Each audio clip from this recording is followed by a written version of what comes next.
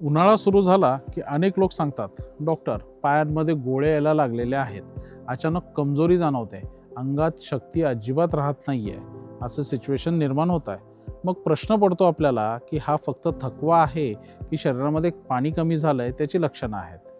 तर उन्हाळ्यामध्ये आपल्याला फक्त घाम येतो असं वाटतं, परंतु खरं जर आपण पाहिलं तर शरीरातून पाणी किंवा मीठ हे दोन्ही आपल्याला कमी झालेलं त्यावेळेस दिसून येत असतं. घामातून सोडियम, पोटॅशियम सारखी मिनरल्स जी असतात ती शरीराच्या बाहेर जात असतात. त्यामुळे पायामध्ये क्रॅम्प्स येणं हे आपल्याला सुरू होतं. चक्करही येऊ शकते, कमजोरीही वाटू शकते. डिहायड्रेशनची ही एक सुरुवात आहे.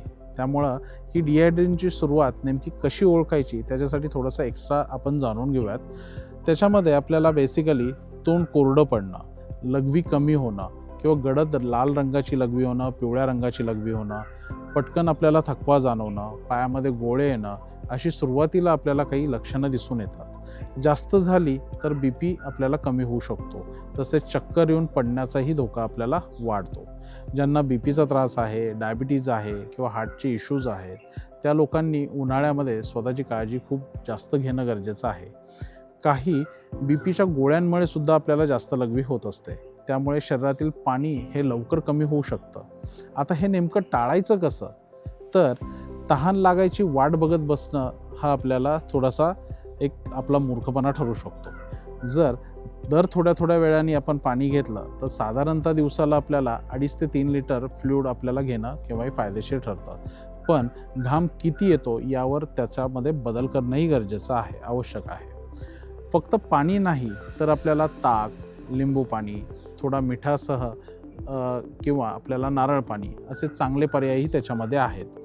खूप गोड पेय आपल्याला टाळणं गरजेचं आहे. दुपारच्या उन्हामध्ये बाहेर काम करत असाल तर आपल्याला डोक्यावर साधं कापड बांधणं गरजेचं आहे किंवा कॅप वगैरे घालणं गरजेचं आहे. हलके किंवा सुती कपडे वापरणं आपल्याला खूप महत्त्वाचं आहे. शक्य असेल तर 11 ते 4 या वेळामध्ये थेट उन्हामध्ये जाणं आपल्याला टाळलं पाहिजे. जेवणामध्ये पाण्याचं प्रमाण जास्त असलेल्या आपल्याला भाज्या किंवा फळभाज्या हे घेणं आपल्याला आवश्यक आहे. फॉर एक्झाम्पल काकडी, कलिंगड, दही किंवा डायबिटीज असलेल्या लोकांनी पोर्शन कंट्रोल आपल्याला लक्षात ठेवणं गरजेचं आहे. चहा, कॉफी जास्त प्रमाणात घेणं हे आपल्याला त्रासदायक ठरू शकतं. अल्कोहोल घेणं टाळलं पाहिजे, कारण त्यामुळे आपल्या शरीरातून पाणी अजून कमी व्हायला सुरुवात होते.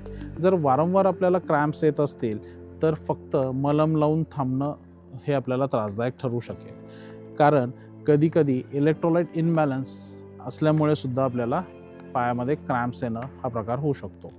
डेंजर साईन आपल्याला हे कधी मानता येईल किंवा डेंजर साईन आपल्याला कसं ओळखायचं? जर खूप घामानंतर आपल्याला चक्कर, उलटी किंवा गोंधळल्यासारखं होत आहे, BP खूप आपल्याला कमी होतो आहे, छातीमध्ये दुखणं अशी लक्षणं जर दिसायला लागत असतील तर ताबडतोब आपल्याला डॉक्टरांकडे जाणं गरजेचं आहे. हार्ट स्ट्रोक आहे का, किंवा आपल्याला अजून काही त्रास होतो आहे का, किंवा हृदय आजाराची काही सुरुवात आहे का काय, हे आपल्याला जाणून घेणं गरजेचं आहे. उन्हाळ्यामध्ये कमजोरी ही एक छोटी गोष्ट आपल्याला वाटते, परंतु वारंवार डिहायड्रेशन झालं तर हार्ट किंवा किडनीवरती ताण येऊ शकतो. म्हणून पाणी पिणं, योग्य खाणं, त्याचबरोबर साध्या सवयी आपल्याला वेळच्या वेळी व्यवस्थित पाळणं हे सर्वात मोठं प्रोटेक्शन आहे. जर तुम्हाला वारंवार क्रॅम्प्स किंवा आपल्याला कमजोरी जाणवत असेल तर तुमच्या जवळच्या माधोबागच्या क्लिनिकला किंवा आपल्या हॉस्पिटलला भेट द्या, तपासणी करून घ्या. जर तुम्हाला हे एक्सप्लेनेशन अगदी योग्य वाटत असेल आणि आपल्याला हे जर व्यवस्थित पटलं असेल तर आपल्या व्हिडिओला लाईक करा. आपल्याला जर काही डाऊट असतील, आपल्याला काही शंका असतील तर आपल्या कमेंट्समध्ये नक्की विचारा. आणि अशा छोट्या हेल्थ गायडन्ससाठी आपल्या चॅनलला सबस्क्राईब करायला विसरू नका.